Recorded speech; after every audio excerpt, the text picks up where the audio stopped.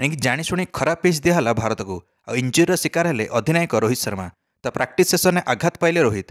तो चतुर्थ टेस्ट पूर्व ऑस्ट्रेलिया षड्यंत्र कर पकईला किंतु तार धरा पड़ा ऑस्ट्रेलिया खेलाड़ी को भल पिच दिखाई प्रैक्टिस बेले किंतु भारत को धतरा पिच दिखाई।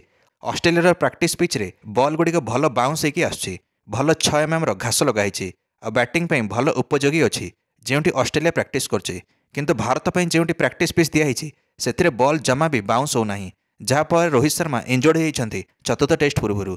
प्रैक्टिस सेसन बेले बॉल एत तलुआ रहा जे रोहित को आंठुरे जाइए बॉल बाजिला। साधारणतः मेलबोर्न पिच गुड़िक अधिक बाउंसी थाए हठात किंतु बाउंस देखा मिलला नहीं प्रैक्टिस पिच रे जोटी भारत अभ्यास करछे किंतु जोटी चतुर्थ टेस्ट खेल से मेलबोर्न पिच गुड़िक अधिक बाउंस देखा मिल जमीती पिच एमसीजी मेलबोर्न रही पिच रे ऑस्ट्रेलिया को प्रैक्टिस कराऊँगी किंतु भारत को अलग पिच दिखाई। पिच क्यूरेटर को अभियोग कर क्यूरेटर कहले जे मैच ठीक 3 दिन पूर्व भारत को भल पिच दिहब।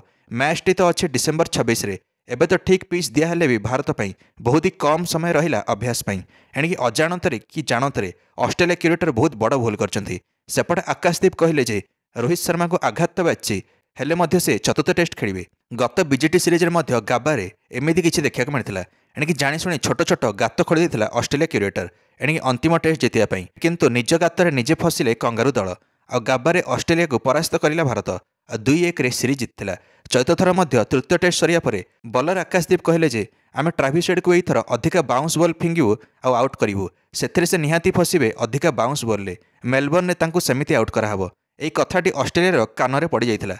ऑस्ट्रेलिया डरी मरी भारत को प्रैक्टिस बेले से लो बाउंस थी पिच दी देछि जहाँफल भारतीय बॉलर्स मैंने बाउंस बॉल प्रैक्टिस करें ना कारण ऑस्ट्रेलिया भी जानी ट्राविस हेड बिना गत 2टा मैच जितवा एत संभव नाला। गत 2टा मैच रे ट्राविस हेड शतक लगेले तापर जाइए भारत ठारू आगुआ हेले ऑस्ट्रेलिया दल। ऑस्ट्रेलिया हारी था ना ट्राविस हेड बिना भारत निहाती जिता गत 2टा टेस्ट जदि ट्राविस हेड शीघ्र आउट होता। ट्राविस हेड बिना ऑस्ट्रेलिया कॉन्फिडेंस पाऊना।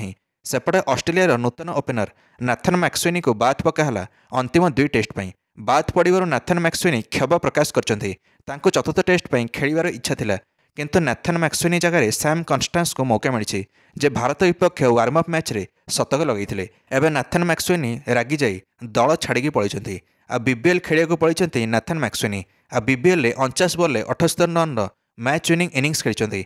यह केवल मैच विनिंग इनिंग्स नाला बरं ऑस्ट्रेलिया को कड़ा जवाब थिला जेतले से बाद पड़े। ऑस्ट्रेलिया टीम ठारू नाथन मैक्सवेनी असंतोष प्रकाश करते कारण प्रथम 3 मैच रे मौका दे परे बाद पकाला मैक्सवेनी को।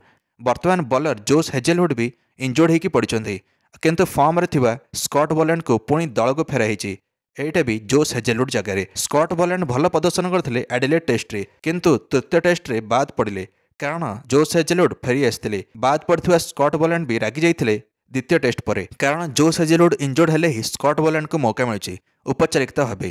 ऑस्ट्रेलिया दल भितर किछि मात्रार फाट सृष्टि होती कारण स्कॉट बोलैंड और नाथन मैक्सवेनी को दरकार बेले व्यवहार कराऊँगी आरे बाद पकाऊँगी। ऑस्ट्रेलिया टीम भितर वर्तमान वातावरण एकतार समीकरण जमा भी नहीं। यार फायदा भारत को उठाया दरकार खास करके ऑस्ट्रेलिया जमी बेईमानी कर भारत को खराब प्रैक्टिस पिच देकी ना कौन कहते निश्चय मंतव्य कमेंट दे वीडियो को लाइक और चैनल को सब्सक्राइब करदे समस्त क्रिकेट अपडेट्स। धन्यवाद।